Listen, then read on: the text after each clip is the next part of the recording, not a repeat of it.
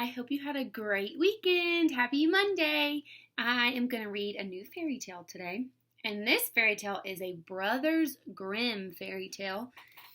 So I have this big book here, and it says Tales from the Brothers Grimm. So they were two guys who wrote fairy tales a super long time ago, like a really long time ago. And we keep retelling them over and over in our own words, but these are going to be their original Brothers Grimm fairy tales here. And then we make like fractured versions of them, like Armadillo Chili, and all kinds of things like that to make it fun. So I'm going to read you the original Little Red Riding Hood today from the Brothers Grimm. Look at this. Since this is a big book full of lots of other fairy tales, I have a, what is it? Table of contents here with tons of different fairy tales in them, and I'm going to keep reading some of them to you through YouTube, right, for a while until we go back to school. And some of them are kind of long and might take a while to listen to. But today we're going to read Little Red Riding Hood, and it's not super long. And it says right here, Little Red Riding Hood. What page am I going to find it on? 75. All right. So the table of contents is helpful because it helps us find things that we're looking for. Okay, let's see. Page 75. Now, this is kind of a big book, and there's only a few pictures, so I'll show them to you when I'm done reading. Okay? Little Red Riding Hood.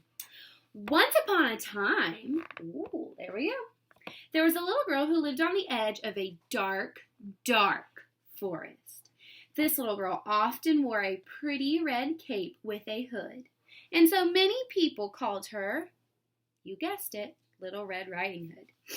One morning, Little Red Riding Hood's mother said to her, "Sweetheart, I've packed a basket with some cookies and a pot of soup. Would you take them to your grandmother on the other side of the forest? She's been feeling a little sick." So Little Red Riding Hood took the basket and started down the path through the forest. "Don't dwaddle," called her mother from the door. Don't dwaddle. What do you think that means? Let's stop and make a prediction. Tell your adult or somebody nearby what you think dwaddle means. Don't dwaddle. Sometimes if I ask you guys to take our stack of library books down to Miss Masnick, I might say, "Now don't dwaddle. Hurry back." What do you think dwaddle means? Don't go slow, right? Hurry up. Don't dwaddle. And don't talk to strangers. But Little Red Riding Hood forgot her mother's warnings almost immediately. In the forest were some very pretty flowers, and Little Red Riding Hood stopped to pick some for her grandmama. Suddenly, there in front of her was a great big wolf. "Hello," said the wolf. "What's a sweet little girl like you doing in the forest?" "I'm going to my grandmama's house," said Little Red Riding Hood. "She's sick." There she is, Little Red Riding Hood. And she's got her basket of goodies for her grandma. "How sweet," said the wolf, but to himself he thought, "What a sweet morsel. But this girl's just enough for dessert. I'll have to eat her granny for dinner and save the little girl for after."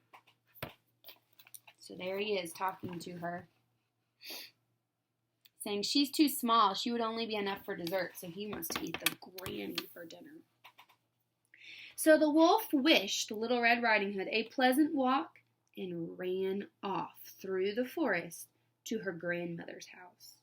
Little Red Riding Hood picked some more flowers and daydreamed down the path, not hurrying. Guess what she's doing? She's dwaddling like her mom told her not to do. So far, Little Red Riding Hood has broken 2 of the things that her mom told her to do. What were the 2 things? Tell somebody nearby.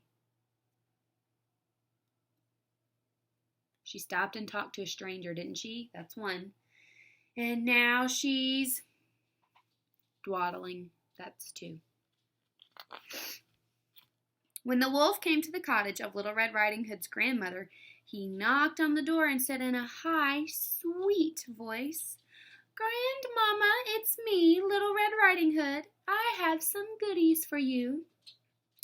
"Come in, darling," said Little Red Riding Hood's grandmother. "The door's unlocked." The wolf pushed the door in, leaped on Little Red Riding Hood's grandmother, and swallowed her in an instant. Then he put on her nightgown and her nightcap and lay down in bed with the lights off and the covers pulled all the way up. Yikes! He ate Grandma! In a little while, Little Red Riding Hood arrived at the cottage and knocked on the door. "Granny," she called, "it's me." "Come in, darling," called the wolf in a little old lady voice. "I'm here in bed." So there she is, and over here in bed, you see the wolf dressed up like Granny.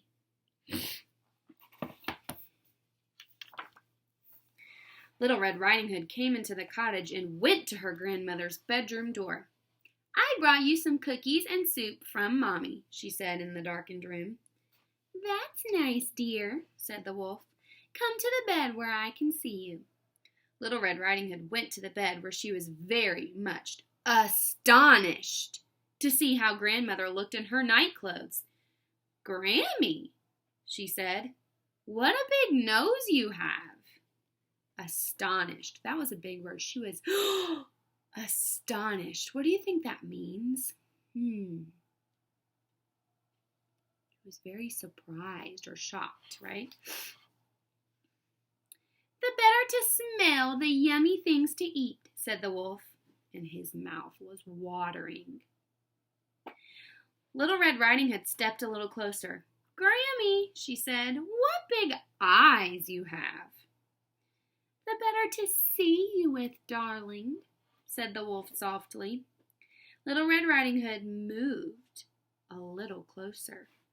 "Grammy," she whispered, "what big teeth you have." "The better to eat you up with," the wolf roared, and gulped Little Red Riding Hood whole. Then he lay back down, patted his very full stomach, and went to sleep. Yikes, he has now eaten the Granny and Little Red Riding Hood. But two passing woodsmen had heard the wolf's roar and hurried up to the cottage. When they saw the wolf asleep in the old lady's bed with a big, fat stomach, they guessed what had happened. With an axe and knife, they cut the wolf's stomach open, and out hopped Little Red Riding Hood and her grandmother, whole and well, but very frightened. They thanked the woodsman again and again. So since the wolf swallowed them whole, they popped right out whole. Do you think that would really happen? Together they tidied the cottage, and the woodsman went away with the wolf slung between them. Little Red Riding Hood tucked her grandmother back in bed and gave her the cookies and soup. And then Little Red Riding Hood walked home again, and she did not stop along the way. So there's the two woodsmen. The end. So, what fairy tale elements did we have? At the beginning, we had Once Upon a Time. We had what kind of characters? Did we have good characters? Who is the good characters? Or who were the good characters? Little Red Riding Hood was the main character, right? And we also had her grandma. And her mom was in there for a little bit, right? Who was the mean or the evil character, everybody? The wolf. And who won? Did the good characters or the evil characters win? The good characters. Was there magic? Think of all the magic we had in there. We didn't have any fairies with wands, right? But we had some magic. What kind of magic? We had talking animals.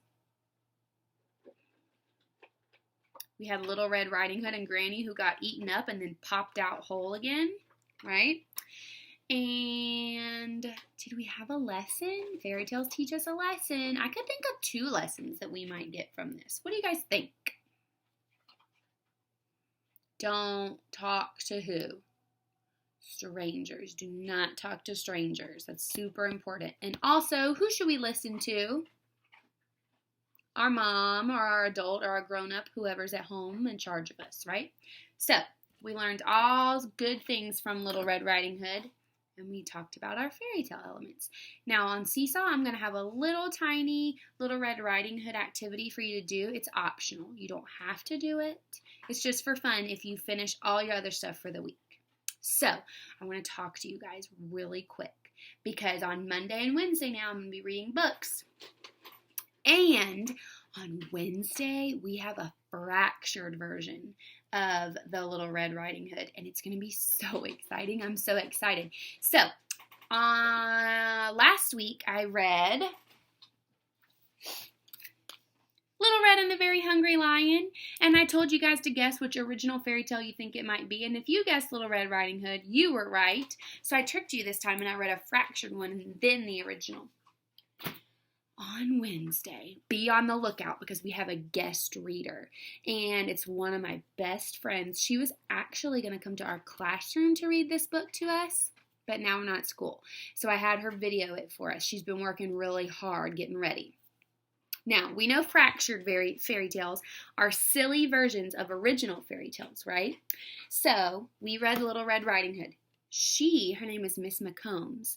She is going to read Les Petits Rouges, and Les Petits Rouges is written kind of silly because it's from a part of the United States down like in Louisiana where we call them Cajun people, and they speak a little different than we do. Remember when I read Armadillo Chili? Let me see if I can find it. Can't find it super fast, guys. All my books are everywhere. Remember I read Armadillo Chili, and I read it kind of weird because they were in Texas, and they spoke with a southern accent. So Miss McCombs is going to read Les Petits Rouges with her very best Cajun accent, and you know why I picked her to read it to us? Because she's a real Cajun. She's from Louisiana, and sometimes she says funny stuff like that. And so I said she would be the perfect person to read Les Petits Rouges to us because she already knows how to speak like that. So be ready because Wednesday is one of my favorite fairy tale books of the whole month. It's going to be so funny. I can't wait for you to hear her, and I can't wait to hear her myself. I haven't watched her video yet. So be on the lookout for that too. And then next week we'll start a new fairy tale. All right, guys, I hope you loved it. Bye.